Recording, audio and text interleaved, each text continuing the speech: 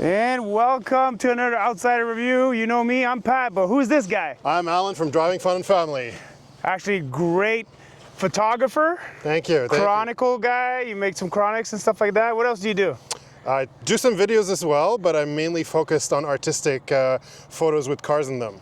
Yeah, there we go. And we're here in Montreal because we have the Montreal Auto Show coming up, but we also have 2026 Nissan Rogue Rock Creek trim. Let's talk about the exterior aesthetics, because that's how I like to do it. I like to go as a system, start from there, go there. Exterior aesthetics, did they nail it? I think so, they did. It looks nice. I think so too. I think as I show you some shots here of what we've done and what Alain have taken. The only thing that's missing is those tow hooks for it to be the Rock Creek, no? Yep, tow hooks, no skid plates either. So there's got no skid plate protection. It's got the orange accents, but you know what would go well there is the tow hooks Alain was talking about. Orange tow hooks would act as a double feature. You got the orange accent, yeah, and you got the recovery aspect of it. But they still have the nostrils that they had on the Pathfinder, so the three, not, you know, there's no air intake kind of action over there. It's just plastic nostrils. So they have that look that they're going for, and I think this is definitely going to serve the purpose, right? They nailed the wheels, though. The wheels are The wheels are definitely nice. Let's go take a look at the wheels because all terrain, well, ice, we've got ice. So we'll show the vehicle driving on ice because that's what we have here. And we have rough Montreal roads, so we'll show that suspension travel as well. So we got an off-road tuned suspension. So they didn't do anything as far as hardware. They just tuned the dampers a little bit more to be softer. And you know what, it works good. But the wheels are these are not the stock wheels, they're summer wheels. So the stock wheels is still gonna be all-terrain tires. Here we have Ice Guard from Yokohama. Yeah, studless in this case, but still the 17-inch rim with the orange accent over here. Now, I would have liked the orange accent to match the valve stem. Yeah, that would have been a nice addition to the vehicle. Yeah.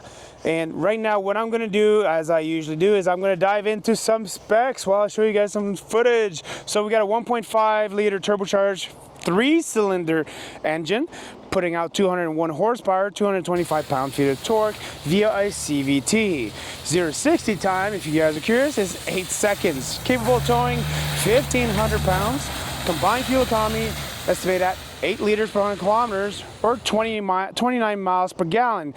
Ground clearance, 8.2 inches. Now, interestingly enough, and obviously we'll see why, is fuel economy is 2 miles per gallon worse than the regular Rogues. So and obviously, what do you have right now this week for fuel economy? You have about 11 liters, 11.1? I've been doing just city driving. So yeah, I'm at about 11 liters per 100 kilometers. I'll write the MPG down here for you guys folks. But I think one of the big culprits is up there.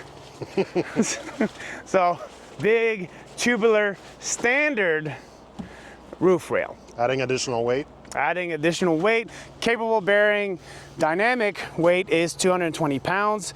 Static, like it is here, is 660 pounds. So, Alain, he's gonna demonstrate that it can tolerate, he's gonna climb up there right now. And you're not gonna make me do that. Yeah, okay, so we're not gonna do that. We're not gonna do that, but you might not get any cars anymore if we do that. No, okay, so these are the weight figures. We're not gonna test our, you could put a tent up there. Yeah, well, you can put a tent. I don't know, you guys comment below what are tents weighing these days, because I think 220 pound might be close to what a tent might be weighing. 660 pounds should be fine for at least a couple of people, maybe 3 for sure. Rock Creek over here. So we have approach, lock and unlock, as well as, here's one of the cool feature, 360 camera. So I have another one in the front as I'm sliding in the exact same spot that I was at. So camera in the front, 360, and when we're gonna kick it into off-road mode, it activates the 360 camera right here in the vision, so I'll show you that later, but it's up to 19 kilometers per hour. Is that a mistake? Why have that 19 kilometer lock? So as soon as I drive 20 kilometers an hour, It takes no it more off. 360. Okay. So I'm not allowed to traverse obstacle, Off-road. off-road, more than 19 kilometers per hour apparently. So no Baja driving. No, or 12 miles per hour. So yeah, no Baja driving with the camera. I think, I understand the safety reason. I don't want people to go fast, but yeah. So approach, lock, and locked. I showed you that. I showed you the little button right here. Now we're gonna talk about cargo space. Now Alain's got the key, so I'm gonna open it. he's gonna open the cargo space, and we have our equipment there, but I actually have some shots without the equipment. But here you go, it's a good gauge because this is actually perfect size for a carry-on for you guys. But cargo is 36.5 cubic feet of space with the seats up. With the seats down, 74 cubic feet of space. Now for the seats to go down, nothing is automatic or anything. It's just gonna be the lever over here, so you basically have to walk around. I also have a spare underneath that, which I'm showing That's you great. a picture of right now. I filmed that earlier before we started loading it up. And you do have the privacy screen as well. If you have all this expensive equipment and you want to hide it, you just close that up. I'll demonstrate it. There you go. So it's for real people, real reviews. We don't record it again. Exactly. One it looks shot, one clumsy. kill. No luck, all skill. That's what we used to say in the Army anyways. But Alain, where do you stand about the cargo space? I think it's very good in this Yeah, segment. you can easily put, like you mentioned before, you can easily put three carry-ons actually, easily, and have some extra space. So for families, this is perfect. Yeah, exactly. So carry-ons this size, I'd say four. The second one might be a little bit on the side, but You can even and you can stack them You as can well. stack them. So easy 8, even with that privacy. So lots of room. I love the space, but let's go check out leg room. Going into the back door, I just opened it. This is soft leather material. We got some nice accent stitching here. This fabric, we'll see a little bit more in the front. Love it, and obviously it's started with the Aria is where I first saw it, but I like that it's not piano black. This doesn't leave any fingerprints as I'm tapping on it. Good to go. Also cargo space here and sound system. So I'm sitting behind myself, and the legroom is 38.5 inches. There's actually enough legroom for me to be comfortable. The only thing is the rails of the seat make it that I have to squeeze my legs a little bit. Again, I'm 5'11", and there's a lot of legroom, not legroom, but headroom available. I'm actually comfortable in the back here. Somebody that's smaller than me without the armrest would actually be comfortable for a long road trip. What do you think?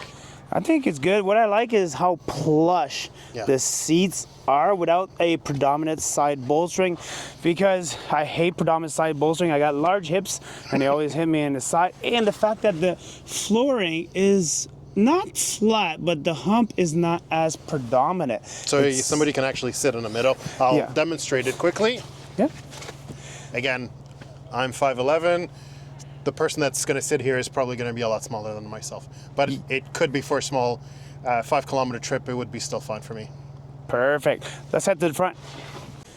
Coming up to the front, obviously, again, some nice fabric again, that the one I talked about. Pretty cool. As it's raining now, we got some droplets. So we got power folding mirrors and auto up and down for the light, for the window. What do you call that again? Switches? Yeah, the switches is only for the driver. As far as power adjustment seats, here we go. We got lumbar and we got up and down. But what you don't see is, and something that kind of bugs me, now the seat is very plush and comfortable, same as the back, extremely plush. It's probably the most plush seat that I've felt in a long time. Sofa-like. Yeah, very sofa-like, but I don't like that I cannot move the axis. So if I press this down, no, it won't do anything as far as tilting it. That makes it a little bit uncomfortable because of the angle for Especially me. for people that have long feet. Yeah, that's just my knee condition that makes it. So Rock Creek over here, nice orange stitching. Seats are really nice, but I'm gonna go straight to the defect right now, which is, there's a hint right next to you, Alain. There are the seats here is manual. Yeah, yours is manual, and no height adjustment. And no height adjustment. That's true. Not a defect, sorry, but the one key thing that disappointed me, and I did not expect it to because new cars, 2026, how many of you had that do not have wireless Apple CarPlay and Android Auto? How many of you tested that don't have it? There's still a couple of cars, but There on are. 2026, Mazdas are a few of them as well. But the newer ones do have it. But the newer ones do have it, and this is not it's not the entry level trim. So the wire is there on purpose. I don't just leave wires laying around. Because No, you don't? Not if they have wireless Android Auto and Apple CarPlay. This does not. So that is my, well, spoiler alert, it's my only con. Yeah, it's annoying that you have wireless charging, but you don't have wireless CarPlay. And correct me if I'm wrong, but this version has a smaller screen compared to the other models. Yeah, it's got the 8-inch screen as opposed to the 12-inch screen. Something about cost cutting, because this is pretty affordable. We're talking Canadian dollars, $44,000 Canadian. And for the size and for this size, this segment. And as far as capability, you still have all-terrain tires. I'll talk more when I'm driving it and such, but I still have like pretty nice material here. Again, some more of that cool fabric. And you actually have the drive controller to change the drive modes. The drive modes, yeah. So we have plenty of drive modes here. We have sport, eco, normal, snow, and hills, and which would be the off-road. Yeah, and as soon as you kicked into that, this is what happened. Sorry, hills was off-road. It is off-road mode, and then you get your 360-degree camera. That is what the limit is at 19 kilometers an hour or 12 miles per hour. Kind of bugs me, but I still have patterns of where I can see where my contact's going to be, or how long is it going to be, but it doesn't see my thread pattern. It does, just a little bit. Yeah, it does have the guidelines. Those are just the at a certain guidelines. extreme, you don't see them anymore. No, yeah, it disappears. For If at I least turn one it side. So much. Yeah. But I like the fact that there are still physical buttons for the climate controls. And you have your heated seats as well. That's a dedicated button. Yeah, dual climate control, heated seats, heated steering wheel. I'm not too sure if that's just in Canada. They sometimes like to do that just for Canada. And a wireless charging pad, which is kind of useless because I have to plug my phone in. But I have 2 USB. The start-stop button is here. It's a bit far. Not my perfect look, not the best location. That's my only grief really with the car. I can live it being cable, but the grief is, especially for someone that's 5'11", getting to the start button, that's far. Yeah, I do have a floating console, so I do have some storage here. I like that. I like the floating console. I like the storage. I like everything is very functional about the interior. We have analog gauges with a digital display. Let me close the door and get in. Here we go. So our fuel economy is skewed here because the car has been running for a while on idle, so that Alain can take the perfect shots, which he does. Definitely go check out his website to get a look at all these back-end stats and more in-depth feeling of the vehicle as well. Yeah, exactly. So he's definitely gonna have posted all the images and all that stuff. Triptonic shifter, I like it. I don't mind it at all. I saw it. The first one was the Aria, right? To have it, I believe. I think the Rogue was one of the first generation Rogue. The The refresh Rogue previous to this one had this shifter, because we also see this in the Mitsubishi Outlander. Yeah. And the Pathfinder. Actually, I think it was the Pathfinder that actually had the first one. Oh, okay. And this looks a lot like the Pathfinder Rock Creek, just a little bit more of a condensed version because it had the tubular roof, had the nostrils, and everything else. And as far as the interior, what I like too is this is all soft to the touch. The only time you see but piano black is here. They could have put more of this fabric here over there. It would have been nicer to have this type of fabric like you just mentioned on the side. Yeah. Well, I have it on the side here. You have it on the side as well. I just preferred it over there as well. That would have been nice. But especially for the co-pilot, you might see some scratches after a certain time. Yeah, exactly. But overall, pretty comfortable for regular people that don't have knee issues. You can customize the driver information cluster to different kind of information. I think that's the one I have now with your fuel economy, your tripometer, and everything. That's the one that most people are going to leave it on. But I think now it's going to be time to take it for a drive. Yes, take it for a spin. All right, let's kick this review driving portion of it out in sports mode. I'm in sports mode. Yes, I am. It says sport engaged. Let's kick it. Whoa. It revs pretty high, eh? Mm-hmm. It's funny for a turbo that it revs that high. It does. Let's go back into normal road and test what that looks like. What? Yeah, they have priority. Yeah, but he's going really slow with his Elantra.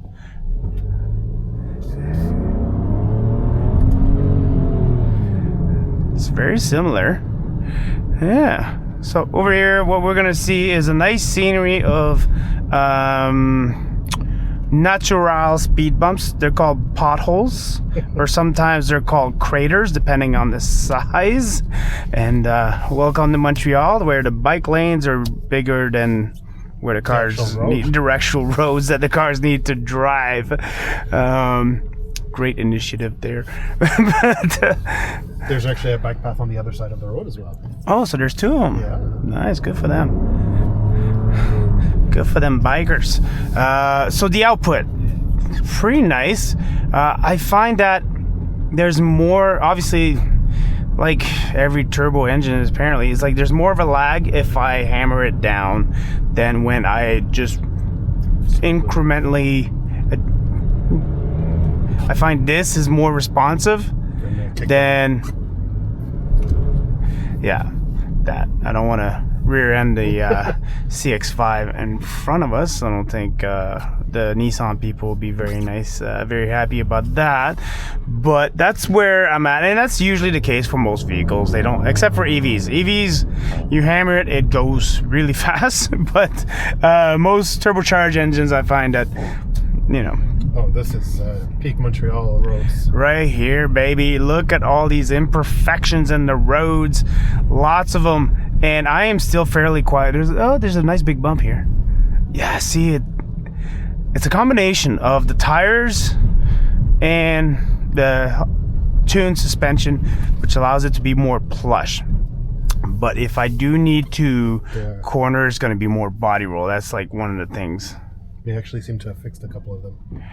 They did fix them. I saw them when I was driving up, that they were applying asphalt patches, which are going to be gone in about a couple days when after it snows and the plows go. And so those, yeah, they're going to be back in a couple days. But we can see how many times they've tried to. Yeah, you can see. I mean, look at these holes. This is not meant for. Okay, just because you buy a adventure-ready SUV, compact SUV, doesn't mean you're gonna go off-road. Sometimes you just live in Montreal or any city like it, and this is the kind of vehicle you need just to not dent your rims or get a flat every time you hit one maybe a little too hard. You might actually get PTSD driving here with the road conditions comparable to Warzone. Yes. We used to have this place called in Kabul. It's called Holy Shit Circle, and it had craters, and it wasn't from the rain and the snow. It was from IEDs. But yeah, and the up-armored vehicles don't have the best off-road tuned suspension. It's a little bit more of a rough road compared to the Rogue Rock Creek. Rogue Rock Creek is definitely a lot smoother than what I've driven in Kabul and Iraq. And in Iraq, they have a ton of speed bumps. Basically, they don't want your IED drivers to, VB IEDs, to drive really fast towards their target. Look at this. Big holes everywhere. I'm hitting all of them on purpose, obviously. I'm basically aiming for them. And I did drive this through the cobblestone. Oh, that one was a little bit too hard. I'm asking a lot here out of the Rogue. Let's see. Throw it in off-road mode. Let's see how this suspension works. So we can see that. Oh no, I'm going faster than 20 kilometers an hour. I wanted to throw the. I wanted to see the camera, but yeah. Let's punch it, Chewy. It sounds nice.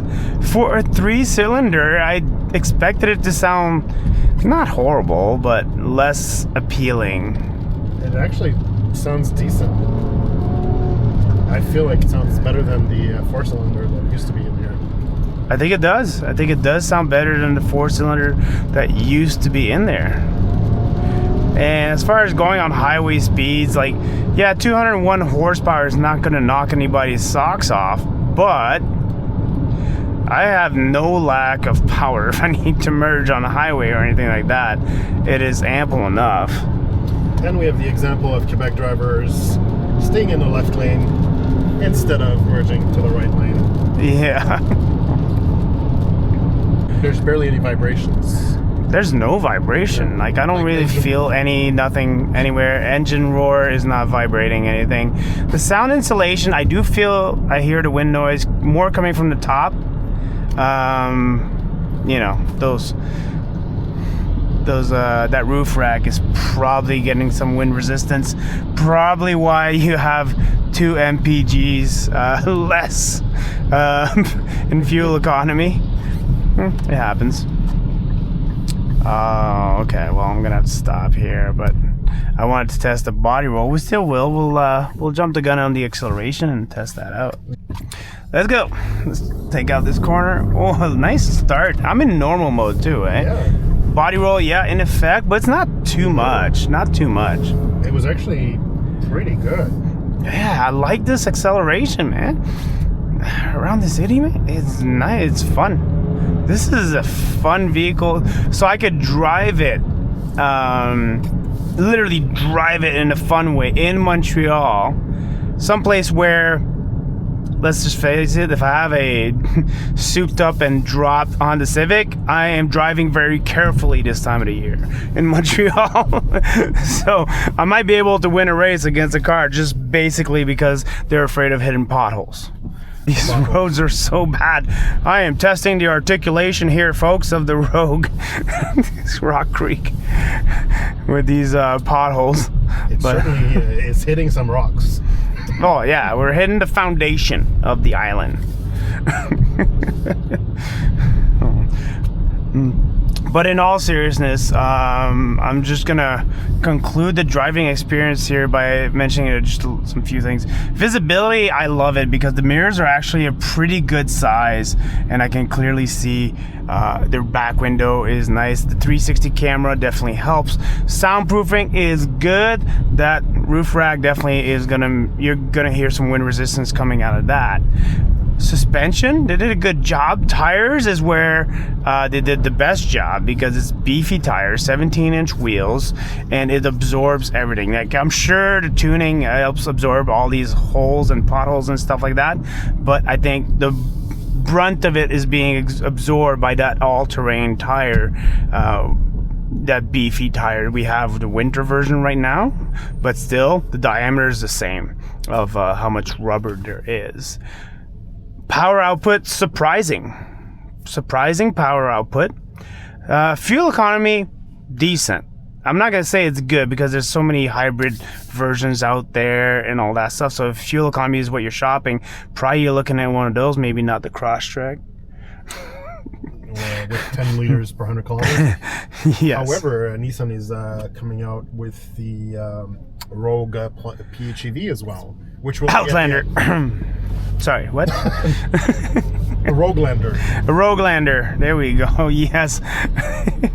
Because we just saw the new 2026 Mitsubishi Outlander. Go watch my channel for that reveal, or go see his pages if you want nice pictures. Who wants to see that?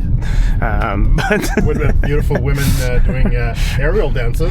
Aerial dances, yes. I noticed I wasn't in any of your pictures that you posted. I'm sorry. That's all right. It's about the car, but there were some other people there that were in those pictures, but I'll be legal. Oh, we got your tag, buddy. Got your license plate on camera. Okay, so I'm gonna conclude pretty much my side, and to get Alain's conclusion, because he's gonna drive it the rest of the week, you're gonna have to go see his website and everything. I'll put that in the description. You just click on it, go We'll check it mention also for car seats and how they fit and how easy they are to install. out. Yeah, exactly. So they go a little bit more in depth about these kind of technical stuff. As far as my overall experience has had it for a week, half a week. We're Thursday. So it's been pretty good. The fuel economy I have is mostly city and Montreal, bumper to bumper. And 11.1 is very reasonable for city driving for Yes. such a vehicle. Yeah, exactly, because there's smaller vehicles out there that are hybrids that are like, I'm testing this week the Subaru Crosstrek hybrid, and I'm at a 10 liters in the city. so it's the same kind of driving, and he's 1 liter off, and it's a hybrid at And a it's very colder. different price tag. Exactly. And it's smaller. It's so a lot this has smaller. more storage than the Crosstrek. It has More power as well. more power as well, and it costs less. Yeah. It's almost like a no-brainer. It's almost like a no-brainer. One thing though, Nissan, wireless Android Auto and Apple CarPlay should be a must. That's my only con, because I drove it into cobblestone roads. I drove it into terrible roads that we've driven on. Our beautiful roads in Montreal, they're almost world-renowned. They're pretty much world renowned. They're making the news. They're all over TikTok. People, like, there was this one reel where there was 10 cars pulled over after hitting this crater. The Nissan rides super smooth on all of those. Yeah, I know it doesn't have the underbody protection. I know it doesn't have this dedicated off-road suspension, but the fact that it's 17-inch wheels with bigger tires, so more rubber, more air protecting you. Yeah. The tuning helps as far as getting it that plush ride. Now, as I said in the driving, if you're cornering, yeah, you're gonna get more body roll. Exactly. But that's basically this. Some of it, I think, is positioned very well. And the fact that it's a looker, yeah, a lot of people want to look outdoorsy. I'm wearing Fjallraven pants. Doesn't mean I'm going hiking anytime soon. I just like the look of it. I can't, not anymore with my knees. I used to hike, but now I just like the look. So this has the outdoors look and the capabilities. Some are there. It does have restrictions. You just need to know that. Any final thoughts? One thing I really liked is the engine. It's a 3-banger turbo, but it doesn't feel like it. It almost feels like natural aspirated. Yeah, it's a great engine. It doesn't feel underpowered.